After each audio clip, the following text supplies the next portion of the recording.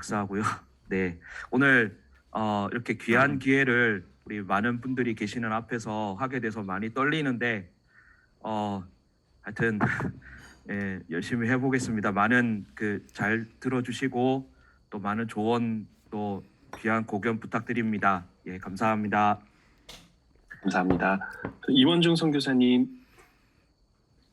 네, 안녕하세요. 이원중입니다. 우리 김병욱 목사님 저희 선배님이시고요. 제1년 소속으로 선교 활동하다가 지금도 이제 하고 있는데 지금은 이제 그 도쿄에서 한 동부 서쪽으로 한 200km 조금 안 떨어져 있는 약간 좀 시골에서 시골에 있는 작은 이제 기독교 단기 대학에서 이제 교목 하고 학생들한테 이제 기독교 가르치고 있습니다. 잘 부탁드리겠습니다. 감사합니다. 차흥주 선교사님. 네, 안녕하세요. 한국 반대편에 있는 칠레 차흥주 선교사입니다. 칠레 도착한 지는 이제 한 3개월 됐고, 한국을 떠난 지 한 1년 정도 됐는데, 저는 아직 신임 선교사입니다. 뭐, 그냥 이것저것 하고 있습니다. 네, 반갑습니다. 감사합니다. 담만유 목사님. 안녕하세요. 신촌에서 있는 담안유입니다. 오늘 되게 기대하고 들어왔습니다. 홍 목사님. 제 상태가 좀 좋지가 않아가지고 지금 그래도 열심히 듣도록 하겠습니다. 코로나는 음성이 나오셨어도 그게 또 나중에 양성 나오는 경우도 있다고 하니까 조심하세요. 민대용 목사님. 네, 안녕하세요. 파주에서 서로교회 서로북스 하는 민대용입니다. 어제 이제 아이 데리고 병원 갔는데 의사 소견이 확진이라 PCR 검사를 하러 갔어요. 근데 저희도 같이 하겠다 그랬더니 부모는 2, 3일 뒤에 와서 하라 그러더라고요. 지금 하면 음성이 나온다는 거예요. 지금 담한유 목사님의 상황이 아닐까 싶기도 한데, 그래서 저도 내일 모레 가서 또 검사를 해보려고 하는데 아이랑 증상이 거의 비슷해요. 지금 목과 코 이런 데가. 그래서 키트 검사는 음성이 저도 나오긴 했는데 이제 정확한 건 가서 해보려고 합니다. 빨리 포스트 코로나를 살고 싶습니다. 이상입니다. 감사합니다. 민건동 목사님. 네, 안녕하세요. 민건동 목사님 지금 네. 네, 안녕하세요. 저는 예장통합총회 마을학연구소 소장 민건동 목사고요. 우리 임규일 목사님의 후배이고요. 또 우리 같은 민신 민대영 목사님 이렇게 화면으로 봐서 반갑고요. 조만간 가족상봉 한번 하겠습니다. 또 우리 차흥주 목사님은 함남제일교회, 저는 그냥 협동 목사고 우리 차 목사님은 목회하시다가 가셔서 어쨌든 제가 기도하고 있는 분 가운데 한 분입니다.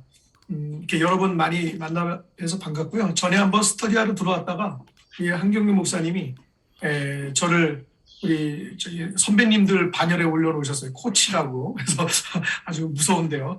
부담스럽고 그냥 즐거운 마음으로 스터디하는 마음으로 같이 참여하겠습니다. 네, 반갑습니다.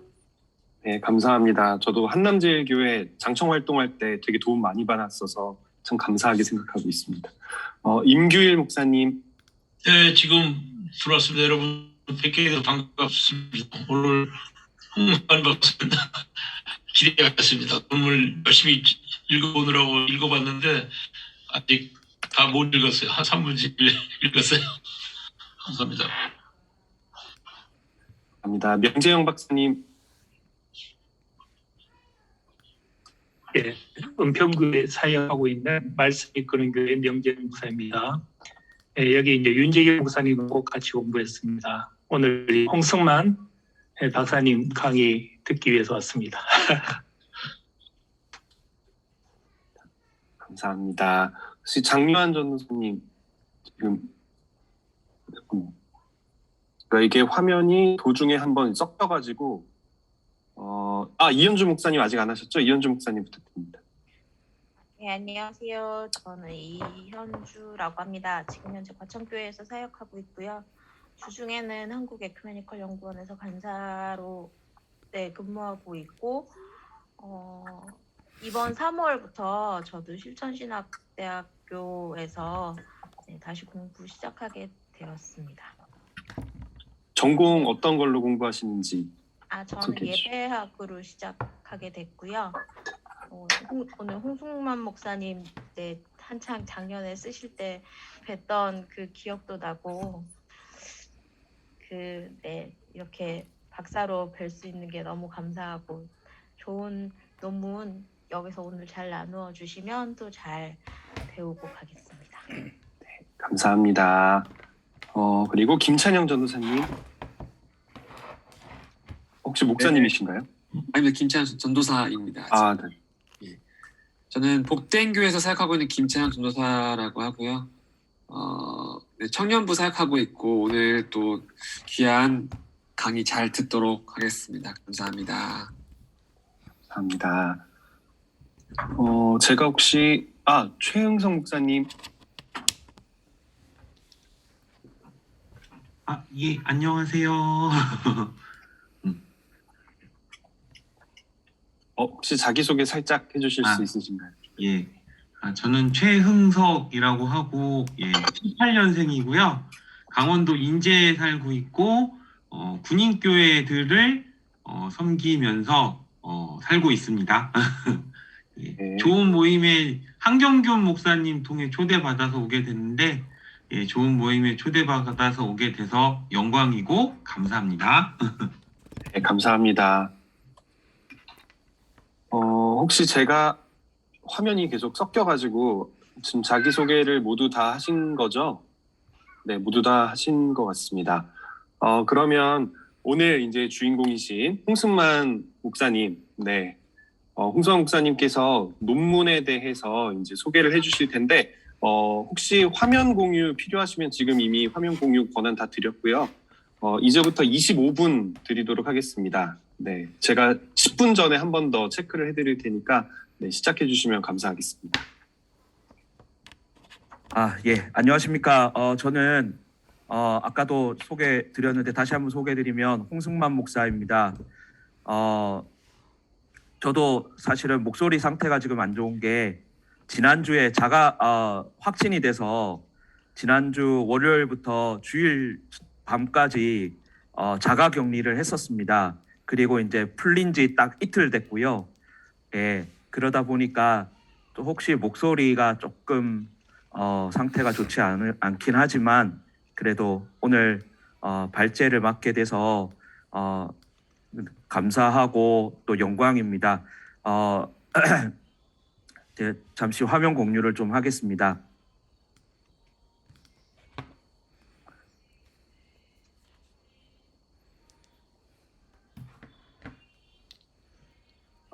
예, 지금부터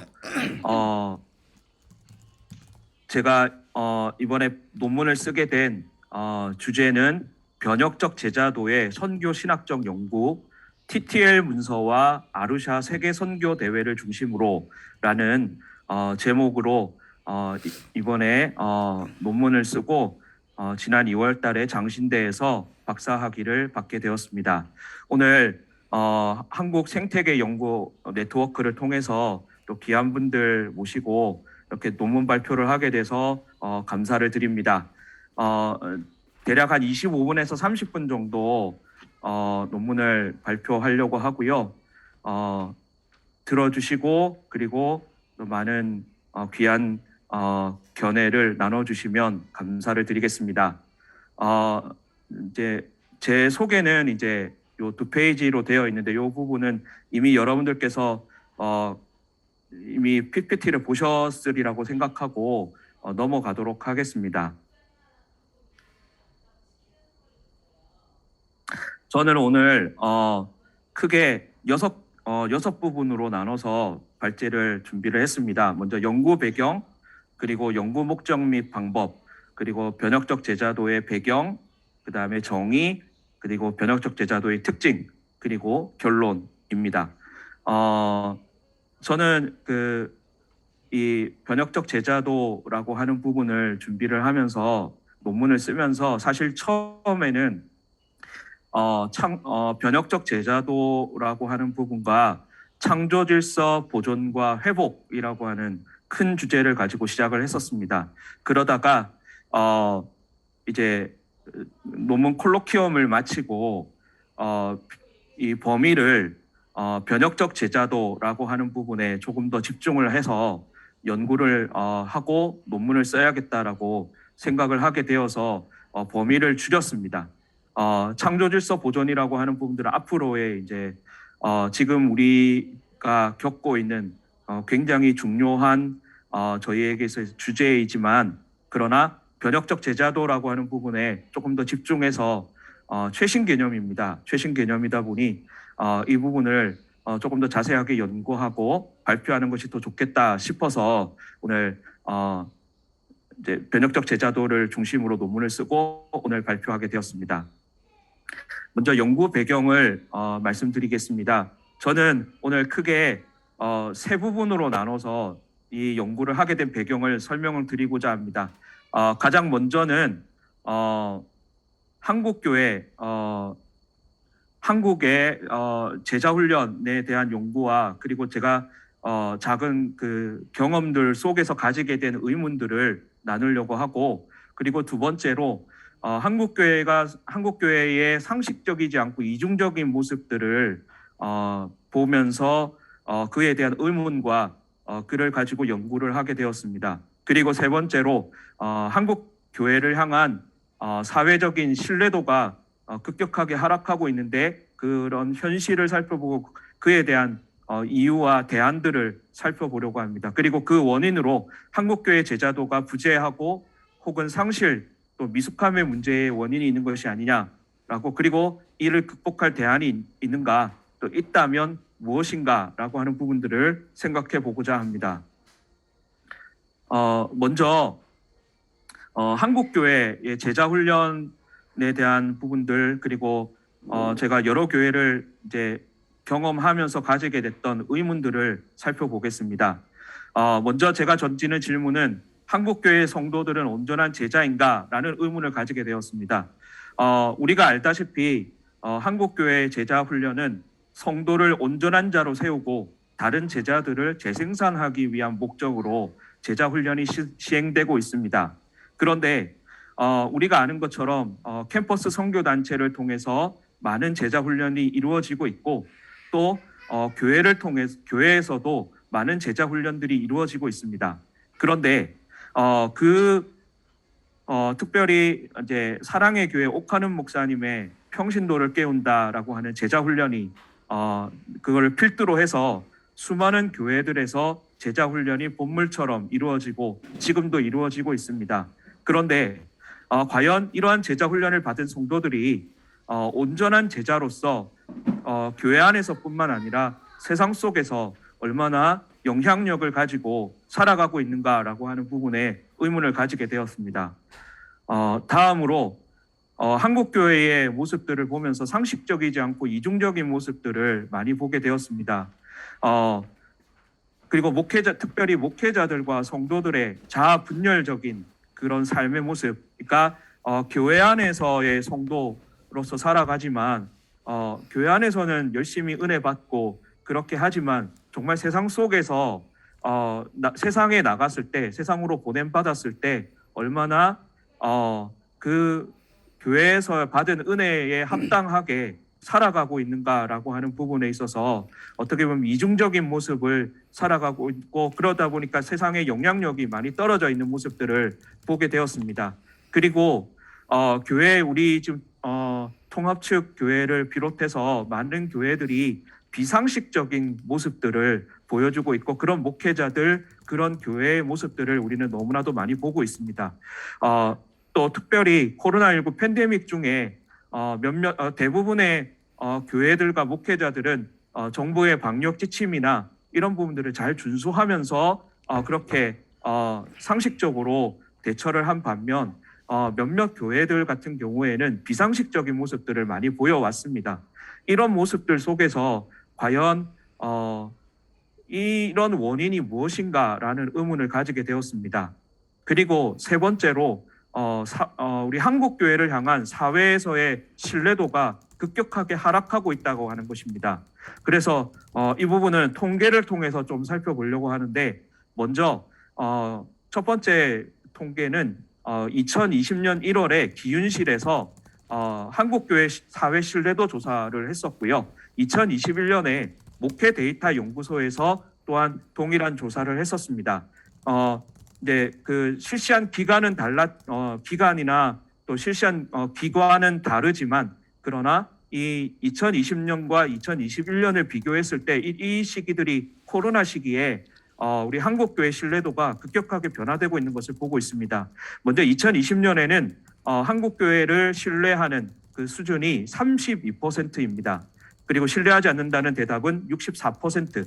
근데 2001년 후에 조사했을 때는 우리 한국교회를 신뢰한다는 비율이 21%, 그러니까 11%가 하락하고 있습니다. 그리고 신뢰하지 않는다는 대답은 76%로 급증했습니다. 또 다음은 또한 계층별로 이런 신뢰도를 살펴봤는데, 개신교인은 70%가 한국교회를 신뢰한 반면 비개신교인들은 불과 9%가 우리 한국교회를 신뢰하고 있습니다. 그리고 연령별로 봐서도 30대의 경우 40대, 50대 이렇게 가면서 한국교회 신뢰도가 가장 낮은 집단이 30대인 것을 알 수 있습니다.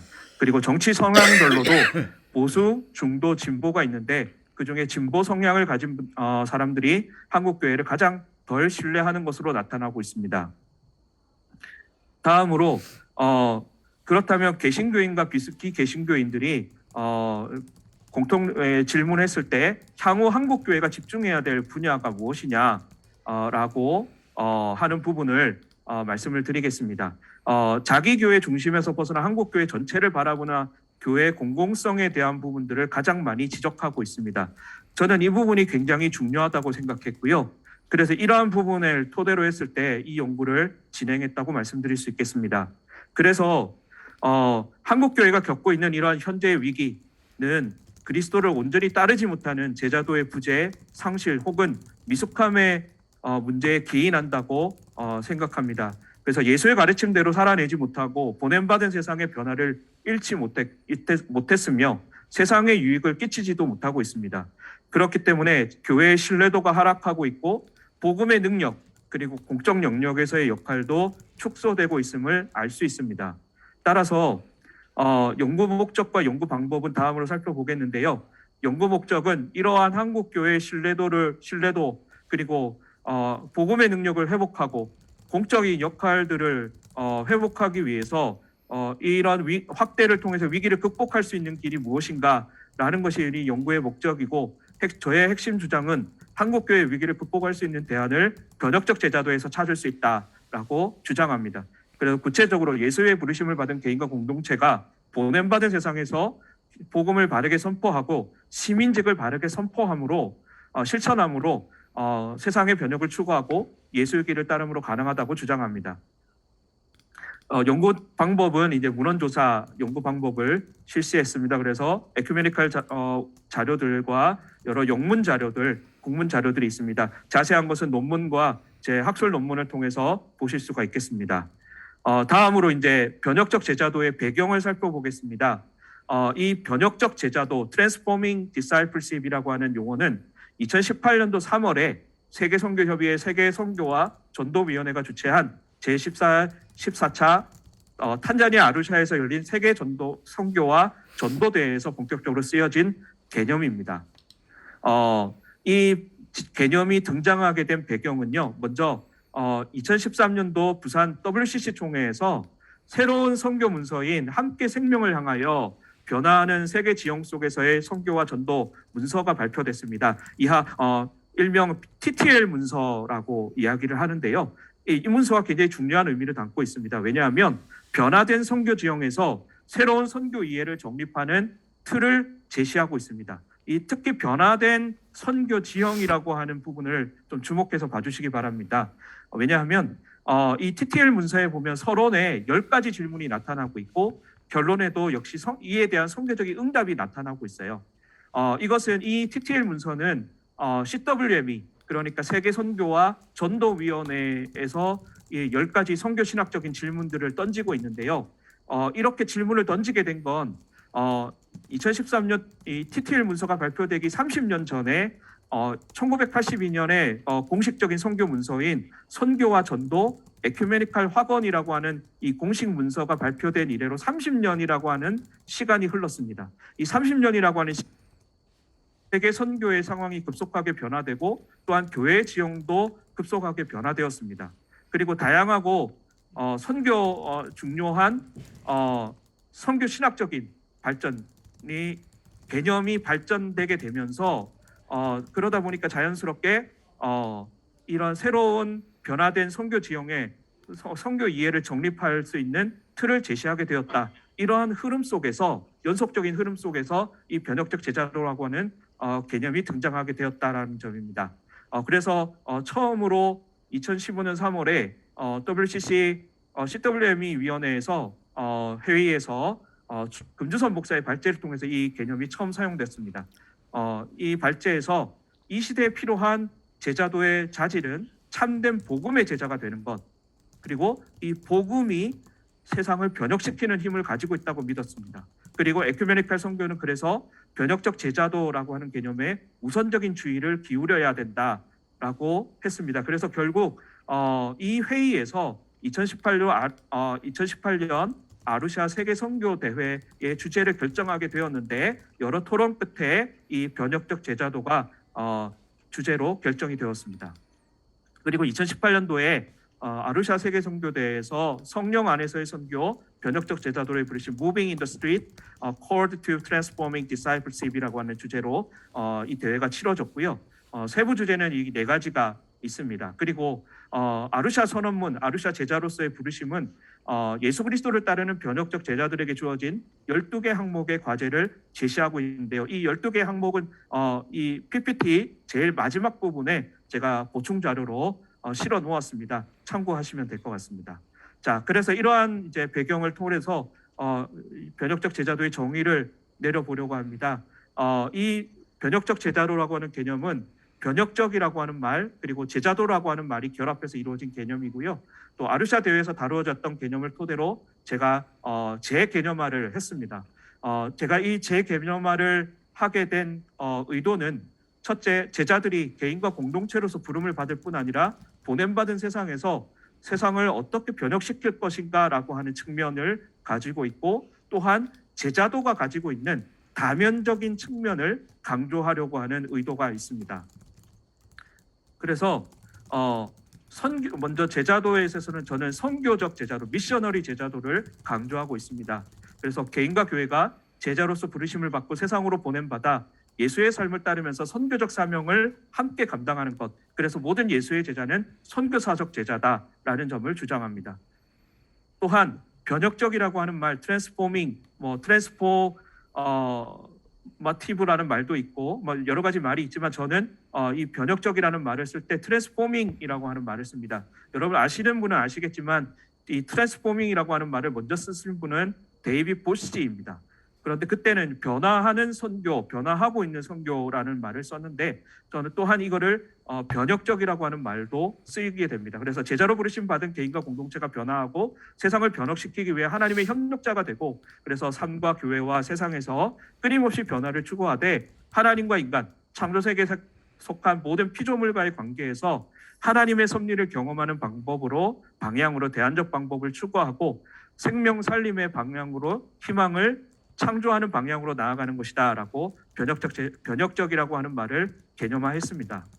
이러한 정의에 따라서 이거에 따라서 저는 제가 나름대로 정의를 해보았습니다.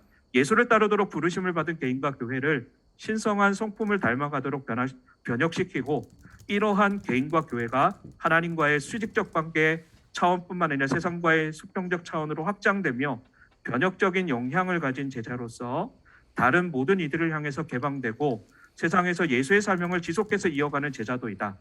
이러한 변혁적 특성을 가진 개인과 교회가 십자가를 품고 이 세상으로 보냄을 받아 변혁에 열려있는 제자로서 예수 따름의 영적 여정을 시작하고 개인과 교회의 말과 행동과 태도에서 예수를 성찰함으로써 그리스도와 연결되는 제자도이다. 그리고 개인과 교회가 성령과 연합하여 세상을 변혁시키는 삼위일체 하나님의 선교의 협력자로서 우리 시대의 죽음의 세력에 저항하고 생명의 풍성함을 발견하는 희망을 창조하며 사랑과 정의의 복음을 증언하고 공공 영역에서 시민직을 실천함으로써 정치적 삶을 살아가는 제자도이다. 이렇게 정의를 내렸습니다. 그래서 저는 이제 이 정의를 가지고 이 정의의 독특함을 4가지로 제시하고 그 다음에 이걸 토대로 변혁적 제자도의 특징을 5가지로 정리를 해보았습니다. 이 4가지 특징에 대해서는 뒤에 또 특징에서 자세하게 나오기 때문에 이 부분은 넘어가도록 하겠습니다. 그리고 이제 변혁적 제자도의 특징입니다. 이 부분이 제 논문에 있어서 가장 중요한 부분이라고 말씀드릴 수 있을 것 같습니다. 그래서 변혁적 제자도를 제가 특징 짓기 위해서 먼저 기준을 제시했습니다. 이것은 뭐냐면 변혁적 제자도의 수직적 차원과 수평적 차원입니다. 이 변혁적 제자도의 개념 자체에서도 이 수직적인 차원과 수평적인 차원으로의 확장이 굉장히 중요한 의미를 담고 있습니다. 그리고 그 밑에 나오는 부분은 제 논문의 2장과 3장에 보면 잘 나와 있는데요. 모든 그리스도인 제자들은 복음 증거와 사회적인 책임을 함께 감당해야 된다라고 하는 것입니다. 이 부분들이 공통적으로 감당해야 되는 부분들이다라고 하는 부분을 저는 제시를 했고, 또한 제 논문의 2장에서 신학적인 측면을 제시하고 있는데 개인과 공동체의 부르심에 대한 부분들을 이야기를 하면서 저는 이 부분을 제자됨이라고 하는 측면으로 범주에 넣었고, 3장에 보면 제자도의 선교 신학적인 측면을 볼 때 제자로서의 실천이라고 하는 범주에 넣을 수 있다고 생각했습니다.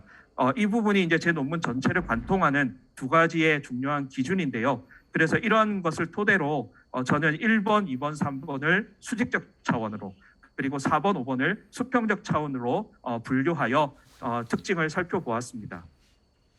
이제 첫 번째는 화해를 전하는 선교적 제자의 사명을 이어간다라는 제자도입니다. 저는 3가지인데 신성한 성품, 그리고 닮아가는 것, 화해를 실천하는 선교적 제자, 그리고 지속적으로 예수의 사명을 이어간다라고 하는 3가지의 제자도의 특징을 가지고 있습니다. 신화라고 하는 테오시스라고 하는 첫 번째 부분에 있어서 키워드가 나오는데요. 이것은 베드로전서 1장 4절에 신성한 성품을 참여하기 위한 여정을 시작하는 것이라고 되어 있습니다. 그런데 이 부분을 이야기하면서 이 신화라고 하는 부분은 동방정교회의 개념인데 이 개념을 WCC에서 가져와서 소개하고 있습니다. 변혁적 제자도라는 그 개념에 소개하고 있습니다. 그러면서 초대교회 교부들 이레니우스, 알렉산드리아 클레멘, 그리고 아타나시우스, 나지안주스의 그레고리오스가 이 신화에 대한 이야기들을 하고 있는데요. 그런데 이것은 초대교부들이 소개하는 이 신화의 개념은 개인적인 그런 부분입니다. 개인적인 제자들이 신성한 성품에 참여하기 위한 여정을 말하는 것인데 이에 대해서 스티븐 베반스가 이것을 비판하면서 이러한 신성한 성품에 참여하기 위한 여정은 개인뿐만 아니라 공동체가 함께 걸어가야 하는 여정이다라고 말하고 있습니다. 한번 또한 이 신화의 개념은 전인적으로 신화되어 가야 된다라는 개념도 담고 있습니다. 따라서 이러한 개념을 토대로 하나님과 같이 되는 모습은 개인과 교회 공동체의 변혁에 초점을 맞추고 있고요. 또한 하나님의 동력자가 되어 그리스도의 마음을 품고 자발적으로 하나님께 응답하는, 그래서 사랑의 교제에 참여하고 함께 성령을 받는 그러한 부분이 있습니다. 2번째로 화해를 실천하는 선교적 제자로서 살아가는 것. 이것은 하나님과의 수직적인 차원, 그리고 제자도의 영역과 표현의 수평적인 차원이 중요하다라는 부분에서, 그래서 이 제자도 개념은 선교로 부르심의 확장, 그리고 하나님과의 관계에서 이웃과 창조 세계와의 확장으로 관계로서 확장이 될 뿐만 아니라 하나님 사랑과 이웃 사랑이라고 하는 부분으로 확장이 됩니다. 그래서 이 개념 속에는 화해 사역으로서의 선교도 포함이 됩니다. 그리고 3번째로 예수의 사명을 이어간다라고 하는 부분인데요. 이 부분은 예수가 전한 복음은 하나님 나라 복음이고, 그래서 이 복음을 전하는 사명을 이어가면 어떤 상황에서도 하나님 나라를 지향하는 방향으로 변혁을 시도하고 그리고 이를 통해서 하나님과 함께 협력함으로 부르심을 받았다라는 의미로 설명할 수 있습니다. 두 번째로 그리스도께 속하여 연약한 이들과 연대한다라는 부분인데요. 이 부분은 십자가를 품고 연약한 이들과 연대하며 날마다 자기를 부인하고 자기 십자가를 지고 세상으로 보냄받았다라고 하는 측면, 그리고 그리스도에 연결된 그런 제자들이라고 하는 제자도라고 하는 부분으로 두 가지로 설명할 수 있습니다. 그래서 그리스도와 연결됨이라고 하는 부분도 설명할 수 있겠고요. 그 다음에 십자가를 품고 세상으로 보냄받았다라고 하는 건 그리스도가 보이신 케노시스의 삶을 따르기 위함이고, 그래서 제자들이 자기 부인의 삶을 살고 그리고 무능력하고 연약한 십자가를 지고 그래서 그 지고 세상으로 보냄받아서 연약하고 고통받는 이들과 연대하는 것, 그것이 십자가를 품고 세상으로 보냄받았다라고 하는 것입니다. 그리고 부야니 벨렘은 십자가를 품는 것의 영적인 차원은 기도와 정의를 위한 투쟁을 강조하고 십자가를 품는 영성이라고 말합니다. 여기서 이제 기도와 정의를 위한 투쟁이라고 하는 말은 디트리트 보네퍼의 개념입니다. 다음으로 그리스도와 연결된 제자도라고 하는 부분인데요. 이 부분은 베반스가 이야기하고 있습니다. 우리가 알고 있는 기존의 개념, 제자도의 개념은 그리스도 중심적인 제자도를 그동안에 이야기했는데 베반스는 이것이 아니라 그리스도와 연결된 제자도라고 되어 있는 것입니다. 그래서 변혁에 열려 있는 제자들이 그리스도와 연결됐다면 성령에 의해서 계속 변혁되어 가고, 그래서 연약하고 상처 입은 제자가 되어서 그 주님의 그 케노시스적인 삶을 따라 성교적 삶을 살게 되고, 그래서 연약하고 상처 입은, 그래서 고난과 절망의 한 가운데서 희망과 기쁨을 발견하는 제자들이 된다라고 말하고 있습니다. 다음으로 사랑과 정의의 복음을 증거하는 것인데요. 먼저 사랑의 복음을 증거하는 것, 첫째는 제자들이 복음에 자신감을 가지면 복음을 전하게 된다라고 하는 것입니다. 로마서 1장 16절 말씀과도 통하는 것입니다. 그리고 두 번째 특징은 제자들은 복음을 듣고 싶어도 들을 수 없고 혹은 들려질 수 없는 상황에 있다라고 하는 것을 인식하고 누구나 복음을 듣도록 복음을 선포해야 된다라는 것이고요. 세 번째, 전도는 하나님의 사랑으로 가득한 마음이 하나님을 알지 못하는 사람들을 위해서 흘러넘친다라고 하는 이 구절이 나오는데요. 이 부분은 케이프타운 서약에 나오며 이 부분이 또한 TTL 문서의 29항에도 이 부분이 그대로 인용되어 있습니다. 그리고 정의의 복음을 증거하는 것인데요. 제자들이 하나님의 정의를 선포하고 이를 위한 과제로 말씀을 분별합니다. 왜냐하면 우리 시대의 올바른 메시지와 논쟁적인 메시지, 거짓되고 혼란스럽게 하는 메시지가 혼재되어 있기 때문입니다. 따라서 이러한 그 메시지들을 분별해내기 위해서 예언자적인 대화가 필요하다라고 이야기하고 있습니다. 이 개념, 이 용어는 아시다시피 스티븐 베반스와 슈레더가 이야기한 부분들입니다. 그래서 이 예언자적인 대화를 통해서 이 모순되는 것 같으나 그러나 이 예언자적인 대화를 통해서 복음의 메시지를 소통할 길을 찾고 있는 것입니다. 네 번째로 지금까지 이제 세 번째까지는 수직적인 차원입니다. 이제 네 번째부터는 수평적인 차원으로 나아갑니다. 그래서 성령으로 저항과 희망을 노래하는 부분인데요. 첫 번째는 생명의 원동력, 생명의 근원 되신 성령님과 연합하고 또 이 시대의 죽음의 세력에는 저항하고 생명의 희망을 창조한다라는 내용입니다. 그래서 성령과 연합한다라고 하는 부분은 연합함의 기초, 연합함의 의미, 연합함의 이유를 잘 설명하고 있습니다. 그래서 특별히 성령님과 연합해야 하는 이유는 하나님의 영이신 성령이 창조의 영이시고 호흡하는 모든 인간과 피조물의 생명의 근원, 원동력이 되시기 때문입니다. 그래서 우리 교회는, 우리 제자들은 선교의 영이시고 생명의 영이신 성령님과 함께 참여하고 또 이것이 선교제의 본질이고 또 성령이 일하시는 곳에 함께 참여하도록 이끄신다라는 개념입니다. 이것은 로완 윌리엄스 그리고 커스틴 킴 교수님의 개념이 말씀하신 내용들을 토대로 정리해 보았습니다. 그리고 저항이라고 하는 용어가 중요한데요. 이 저항은 억압적인 성격에 대한 사전 예방적인 거부, 그리고 정의, 평화, 창조 질서 보존에 대한 추구입니다. 그리고 죽음의 힘에 대한 저항으로 부르심을 받은 이유는 정의의 회복과 제자된 삶의 확증을 위해서입니다. 이러한 제자가 변혁적인 제자이고요. 오늘 이 부분은 그 프릴로스 주교, 그러니까 CWME의 의장, 모더레이터인 프릴로스 주교가 우리 시대의 변혁적 제자도는 세상을 뒤집어 엎는 것이어야 한다라는 그 개념과 일맥상통하는 것입니다. 자, 이러한 특징을 이제 토대로 저는 두 가지를 제시해 보았는데요. 하나는 이 시대의 죽음의 세력에 의한 죽음의 세력에 저항하고 생명 죽임에 저항하는 것입니다. 그렇다면 이러한 죽음의 세력은 무엇이냐? 권력과 만몬입니다. 이러한 세력에는 저항하고 그 대안으로 하나님의 경제를 추구하고 생명 살림을 지향해야 한다라고 하는 부분인데 만몬이라고 하는 생명을 죽이는 세력, 이 만몬이라고 하는 건 우리 오늘날로 말하면 신자유주의 경제 체제를 추구하는 것을 만몬을 추구하는 것이다라고 하는 것이고 그에 대한 대안으로 하나님의 경제를 추구할 수 있다. 그래서 생명 살림을 지향한다라고 제시하고 있습니다. 또한 생명의 희망, 그러니까 생명 죽임에는 저항하고 생명의 희망을 창조해야 된다. 이것은 이제 그 근거는 예수 그리스도께서 부활하셨기 때문에 그 부활하신 예수 그리스도를 따라 제자들이 그 빛 가운데서 생명의 희망을 창조하는 것이 변혁적 제자도다라고 하는 것을 하는 것입니다. 그래서 생명을 살리고자 하는 희망의 가능성이 존재한다라는 것을 믿는 믿음을 말하는 것입니다. 이제 마지막으로 시민직을 실천하는 것입니다. 이 부분이 이제 제 논문에서 가장 독창적인 부분이라고 말씀드릴 수 있고요. 그래서 저는 4가지로 제시해 보았습니다. 먼저 민주적 시민직이라고 하는 개념이 나오는데요.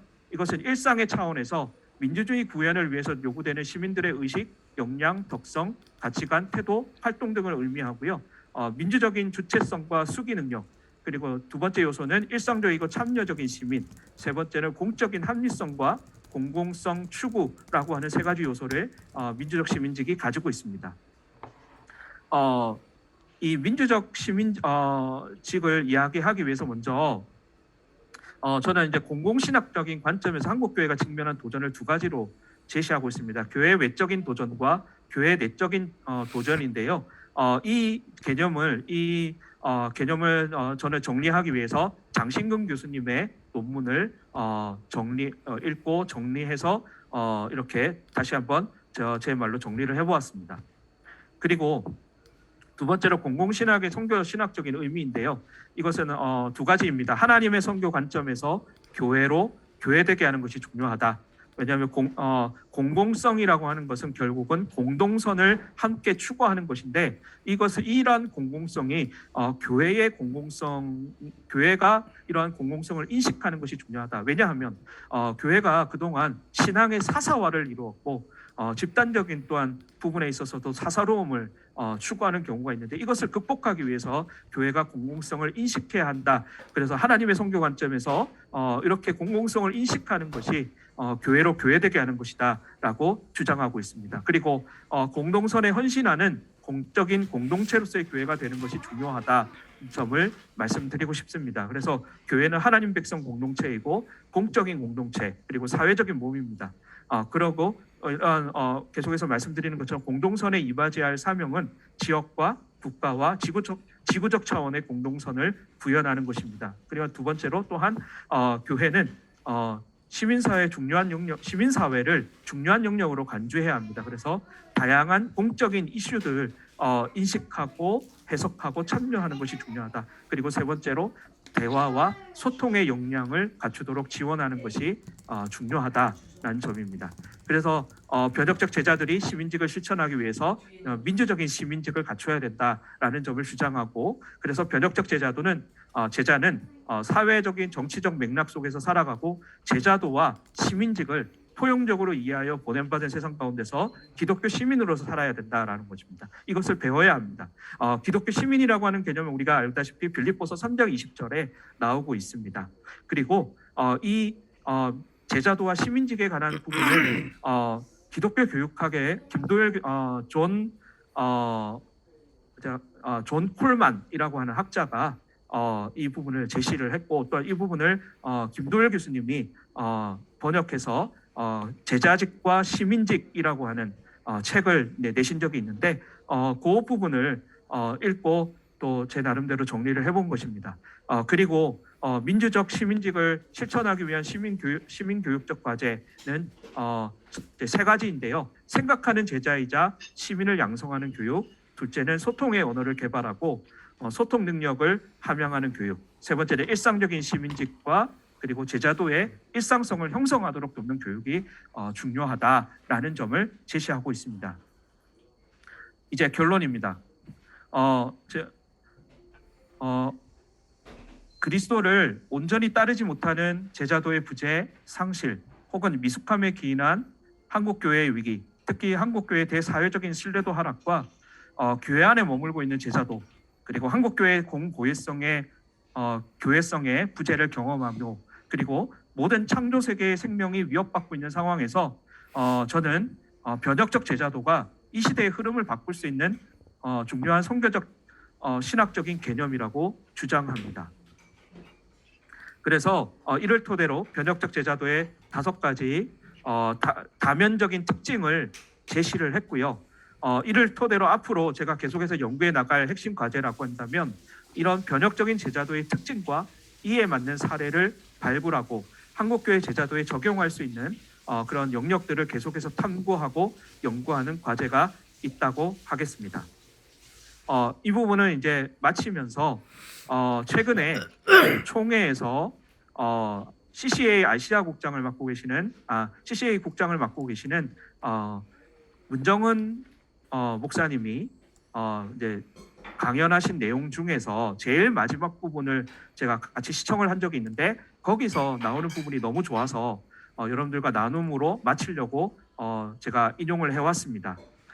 에큐메니칼 운동은 더욱 간절하게 구하고 찾고 두드리는 미션으로 에큐메니칼 일꾼들, 이걸 다른 말로 하면 변혁적 제자들이 교회와 사역을 개혁, 변혁하고 불의와 억압에 저항하며 정의와 평화, 생명과 사랑이 더욱 풍성해지는 운동을 지속적으로 전개할 때 밝은 미래를 전망해도 좋을 것이다. 이 일에 우리 모두는 부름받은 그리스도 예수의 제자들이다. 부르심에 대한 자각과 자부심을 가지고 에큐메니칼 운동에 적극적으로 임해야겠다. 이 부분이 안재홍 박사님의 말입니다. Vision is not there is not dreamed alone. They can be transformed into reality. All that is required is the power of a group sharing this vision. 비전을 홀로 꿈꾸는 것만으로 성취되는 것이 아니라 현실로 전환될 수 있어야 한다. 이를 위해 요구되는 것은 이 비전을 공동체가 함께 공유하는 데 있다. 예, 이상으로 제 발제를 마치도록 하겠습니다. 감사합니다. 네, 감사합니다. 홍수만 박사님. 네, 변혁적 제자도에 대한 개념 설명을 너무 잘 알려주셔서 그리고 되게 새로운 개념으로 받아들이신 분들이 많으실 것 같아요. 여기에 대해서 이제 코멘트를 준비해 주신 분께서 두 분이 계신데 먼저 민대웅 목사님께서 코멘트를 해주시도록 하겠습니다. 네. 제 딸은 아닙니다, 일단. 네. 그 논문을 읽고 나면 통상 논평을 하잖아요. 근데 저도 뭐 학회나 이런 데서 논평을 하기도 하고 발표한 걸 받기도 하고 그러는데 그럴 때마다 좀 이렇게 막 날이 서 있어요. 논문에 대한 논평을 할 때는. 이렇게 물론 그 논문이 더 탄탄해지기 위해 도와주려고 하는 거겠지만 이제 이 태도나 자세가 뭐는 뭐가 잘못됐고 뭐는 뭐가 잘못됐고 막 이런 류로 가는 문화가 우리 학계에 너무 많은 거예요. 근데 그게 너무 불편하더라고요. 그래서 나중에 언젠가 우리 세대들이 시니어가 되면 서로 이렇게 축복하고 축하하고 정말 그거는 좋은 인사이트다. 이런 이야기들을 나누는 문화로 좀 발전하면 좋겠다 하는 그런 마음이 있는데 오늘 그런 마음을 한 조각 담아서 그냥 나누겠습니다. 따끈따끈한 홍승만 박사님의 논문 변혁적 제자도의 선교 신학적 연구를 읽었습니다. 사실 저는 한 연초에 목사님 만나 뵙고 이제 서명을 직접 해주신 논문을 받아들고 그 다음 주 설교회 주일 설교회 바로 인용을 했어요. 그래서 그때 얼추 한번 살펴봤고 최근에 그 월간 아름다운 동행이라고 그 이제 교회에 많이 배부되는 신문이 있는데 제가 한 달에 2꼭지씩 거기에 글을 쓰거든요. 근데 거기에 이번 달에는 뭘 쓸 거냐라고 편집장님이 물어와서 이 홍 박사님 논문을 소개하고 싶다 이랬더니 컨펌이 됐어요. 그래서 아마 다음 달에는 이 논문이 이제 신문에도 하나 소개가 될 것 같은데요. 읽으면서 참 일단 정리를 참 잘하셨고 이 변혁적 제자도라는 말, 제자도 책들 되게 많이 봤거든요. 저는 이제 존 하워드 요더라는 학자를 예전에, 지금은 별로 안 좋아하지만 좋아했어서 그분이 쓰셨던 제자도 읽어보고 야 진짜 세다 이런 느낌 한번 받아본 적이 있었는데, 홍 박사님의 논문을 통해서도 비슷한 이제 그런 충격을 받았습니다. 홍 박사님은 한국교회 신뢰도 하락과 세상에 유익을 끼치지 못하는 상황들을 분석하면서 이건 제자도의 부재 혹은 상실, 하락, 미숙함 때문이다 이렇게 원인을 찾으셨습니다. 나아가 예수의 가르침대로 살지 못하는 교회와 성도들이 많기 때문에, 그러니까 제자도라고 하는 게 교회라고 하는 공간 속에서 온당하게 발현되지 않기 때문에 저는 이 대목이 제일 와닿았는데요. 창조 세계가 제대로 작동하고 있지 않다라고 본 거예요. 대부분 이제 제자도, 저도 전도 폭발하고 두 날개 이런 거 다 이제 부사역자 할 때 끌려가면서 다 훈련을 받았거든요. 근데 이게 이런 제자도에 대한 가르침이 한국 교회의 주류인데, 이거를 교회에서 어떻게 써먹을 거냐, 어떻게 교인들을 안정화시키고, 이게 또 마지막 가면 재생산이라는 거 나오는데, 재생산은 똑같은 제자를 하나 더 만드는 거잖아요. 그러니까 결국은 양적 성장과 이 제자 훈련이 밀접하게 다 연관이 되어 있는 거죠. 그러니까 교회 안의 문제로만 제자도를 우리가 배웠었는데, 제자도가 발현되지 않으면 창조 세계가 제대로 작동하지 않는다. 이런 게 이제 저한테는 이 논문을 읽는 제일 중요한 키워드가 아닌가 하는 생각이 들었습니다. 한국 교회의 신뢰도 하락을 교회의 위기라고 진단하며 교회가 어떻게 하면 다시 신뢰도를 회복해 소위 옛 영광을 되찾을 것인가에 관심을 갖는 게 이제 주류인데, 교회가 제 역할을 못해서 신뢰도가 하락하면 창조 세계가 위협받는다는 홍 박사님의 이런 문제 인식은 이 논문을 총체적으로 이해하는 데 있어서 매우 중요하다고 봅니다. 그래서 우리 방금 발제를 들은 바와 같이 변혁적 제자도에 대한 정의, 첫 용례, 이제 세계교회 연합기구의 선교적 고민과 결정들이 어떻게 이루어졌었는지 이게 논문에 잘 정리가 돼 있고요. 저는 이거 논문 읽으면서 뭐 TTL, 아루시아 이런 개념 이거 처음 알았는데요. 너무 감사합니다. 부끄럽지만. 네, 우리나라에서 개최된 WCC 총회가 한 TTL 문서가 뭔지도 사실 몰랐어요. 근데 이 논문을 읽으면서 공부할 수 있게 돼서 너무 좋았고, 또 발표하시면서 언급해 주셔서 잘 정리하고 상세하게 들을 수 있었습니다. 이 홍 박사님이 인용하여 연구한 아루시아 선언문, 요거 하나만 잠깐 살펴보면요. 아루시아 선언문에 따르면 전 세계적으로 세계 질서를 어지럽히고 이를 힘들게 하는 생명에 죽이는 힘이 존재하며, 또한 글로벌한 단일 금융 체제에 기인한 부의 엄청난 축적과 빈익빈 부익부 현상을 목격할 수 있다. 이것이 오늘날의 전쟁, 분쟁, 생태적 파괴, 고난 등과 같은 일만 악의 뿌리에 있다고 진단한다. 이제 이렇게 뭐 그대로 논문에 있는 걸 인용해 온 건데요. 이런 아루시아 선언문이 이야기하는 세상을 오늘 우리가 살고 있기 때문에, 그래서 홍 박사님은 변혁적 제자도가 필요하다라고 주장을 하고 계십니다. 교회의 회복과 부흥에만 봉사하는 변혁적 제자도가 아니라 예수의 제자로 부름받은 개인과 교회가 그리스도의 성품을 닮아가도록 변혁하는 것을 시작으로 하지만, 변혁된 제자가 살아야 할 삶이 바로 세상이라는 것을 밝히고 있습니다.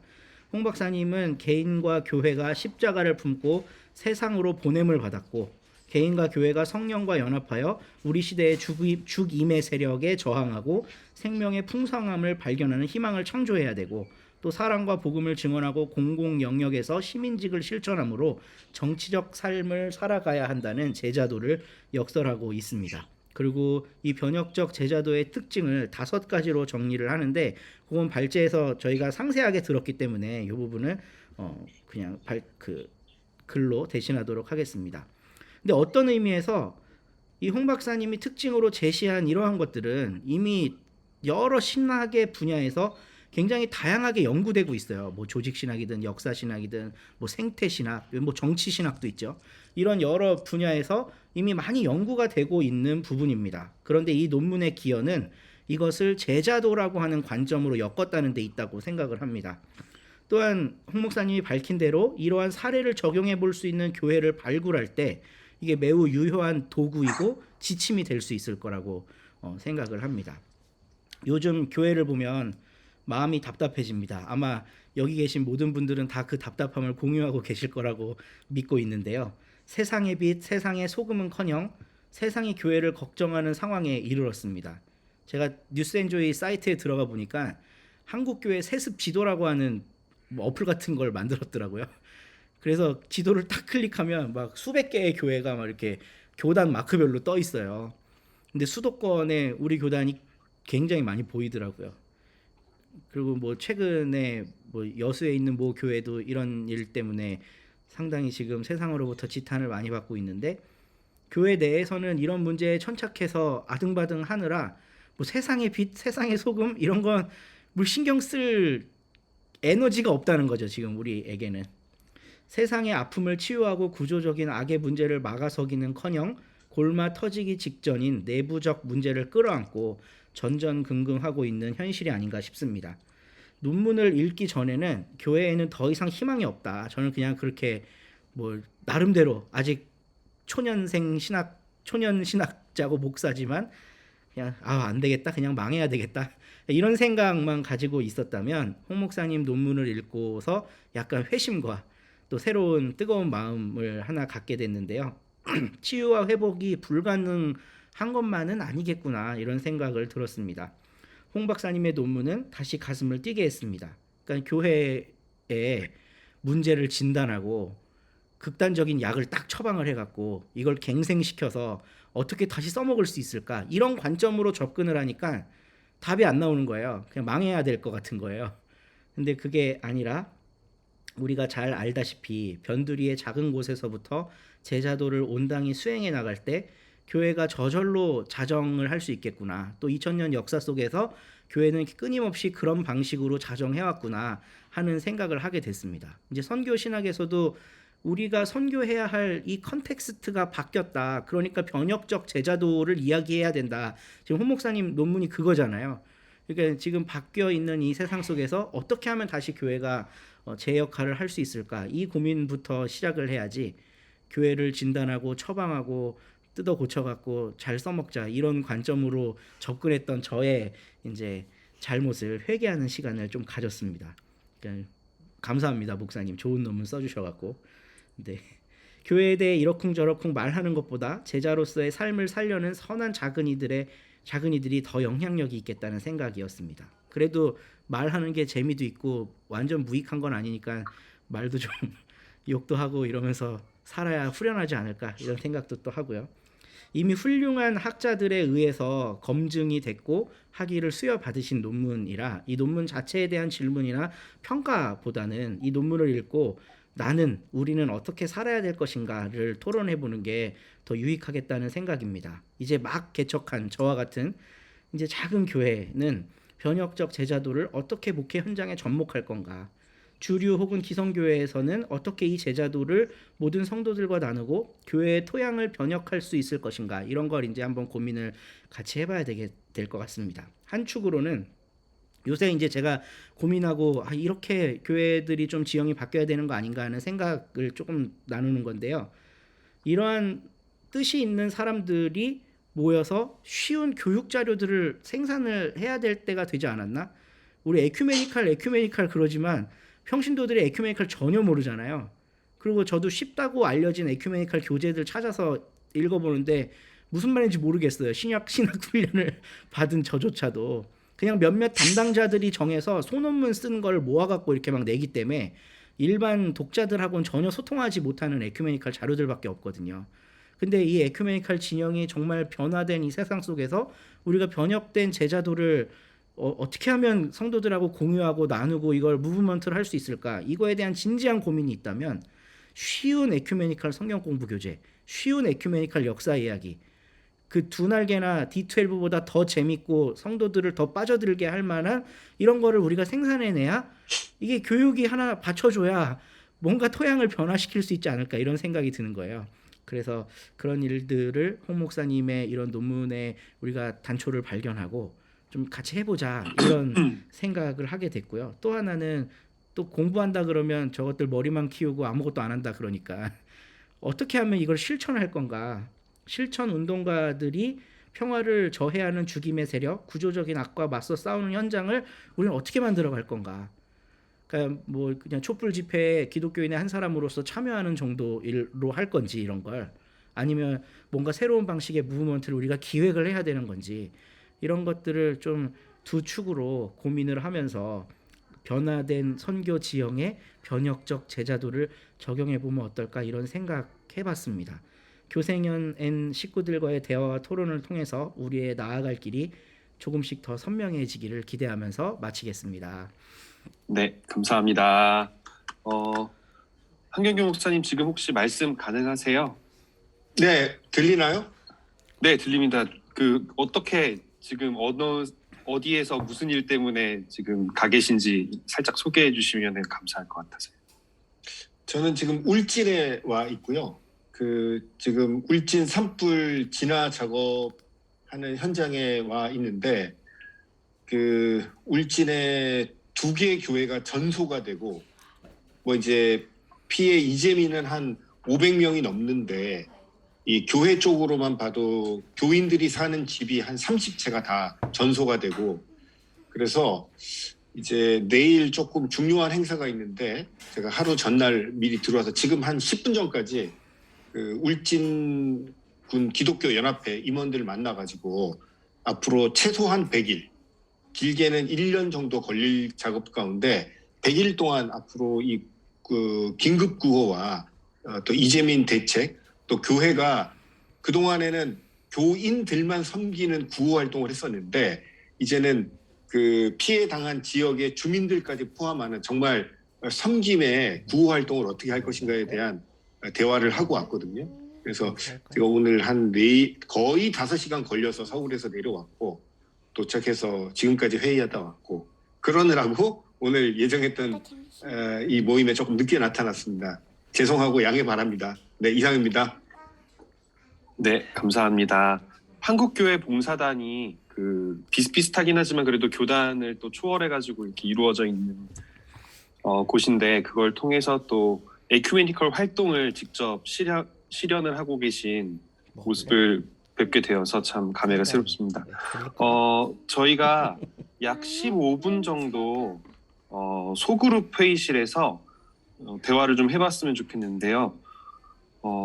소그룹은 랜덤으로 해드리도록 하겠습니다. 그런데 그곳에서 이제 15분 동안 말씀을 나누실 때에 오늘 읽었던 이 홍승만 박사님의 논문을 토대로 변혁적 제자도가 어떻게 목회 현장에 적용이 될 수 있을지, 가르침부터 또 봉사까지 어떻게 적용이 될 수 있을지에 대해서 좀 더 목회 지향적으로 또 실질적으로, 그리고 코로나 이후에 얼마 남지 않은 교회 청년들, 이들에게 어떻게 이 변혁적 제자도를 전달하고 또 연결을 시킬 수 있을까에 대해서도 이야기를 좀 나눠주셨으면 좋겠습니다. 그럼 소회의실 15분 동안 열도록 하겠습니다.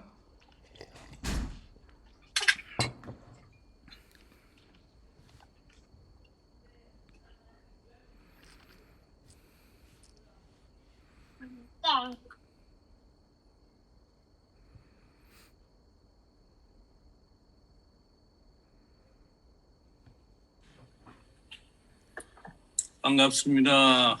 네, 반갑습니다. 저는 이 방에 초대가 됐네요. 안녕하세요.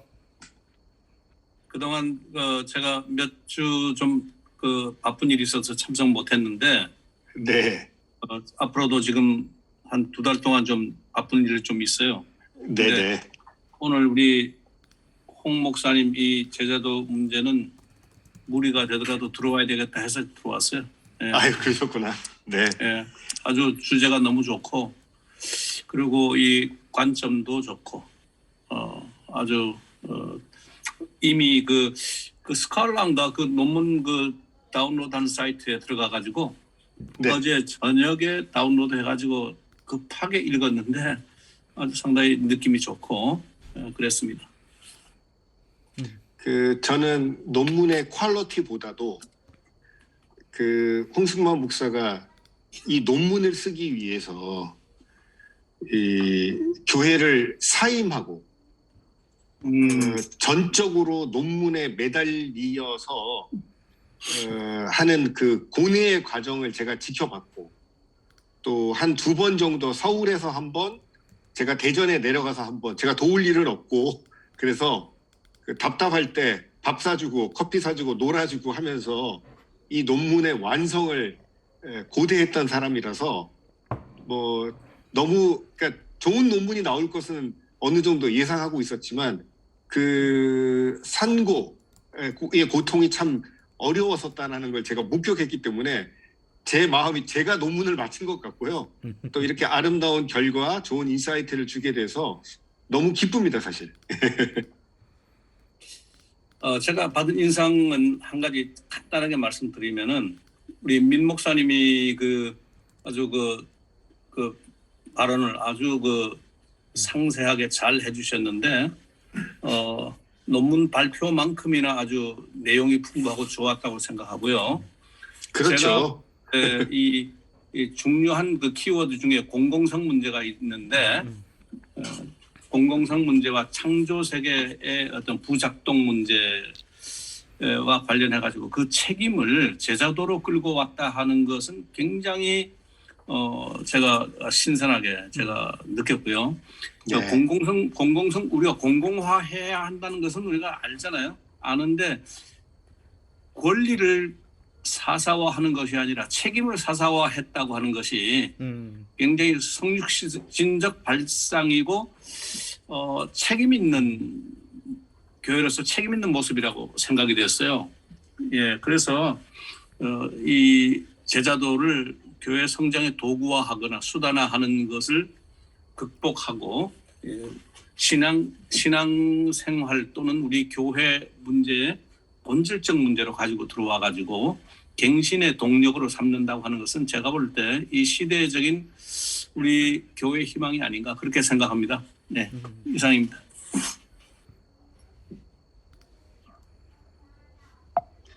민건동 목사님이 말씀하셔야 되겠네요. 민대홍 목사님이 귀한 말씀을 많이 하셨으니까 민건동 목사님이 한두 마디 하셔야 되겠네. 네.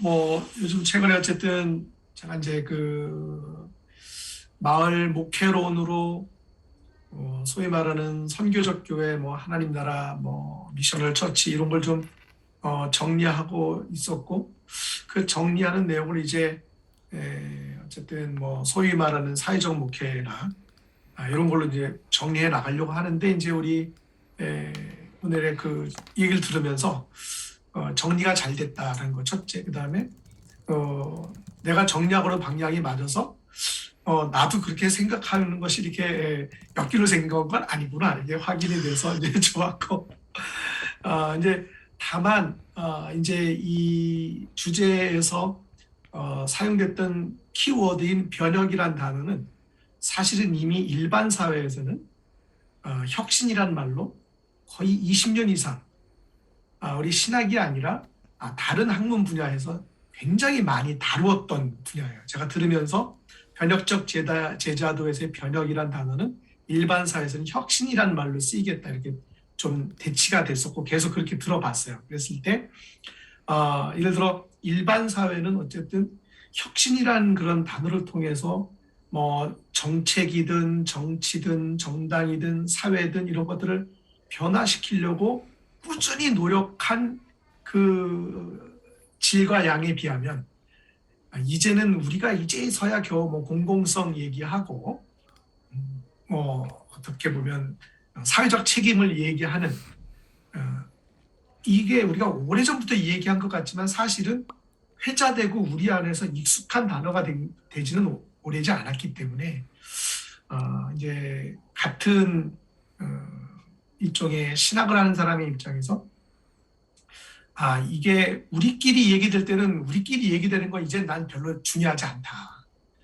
교회에서 신학자들이 뭐 신학교에서 나온 논문들이 우리들끼리 치고받는 건 이제 별로 중요하지 않지 않나? 저 이런 생각을 해요. 그래서 우리 홍 박사님이 이런 논문을 이제 써냈으니까 이런 걸 바탕으로 어떻게 보면 제가 이제 그러려고 해서 이제 그런 기대를 하는 건데 소위 말해서 일반 학문을 하는 사람들과 일반 사회에 있는 소위 말하는 지식인이든 뭐 논문이든 논쟁이든 이런 걸 좀 붙어가지고 뭐 이기자라는 뜻이 아니라 그들과 대등하고 우리가 지금 사회적 신뢰를 잃었다고 하는 측면에서 사실 신학이 제대로 응답하지 못하고 작업하지 못한 것이 있었기 때문에 이런 신학적 목회적 어떤 그 바탕이나 축적들을 우린 좀 그런데 이제 좀 활용할 때가 되지 않았나, 그런 의미에서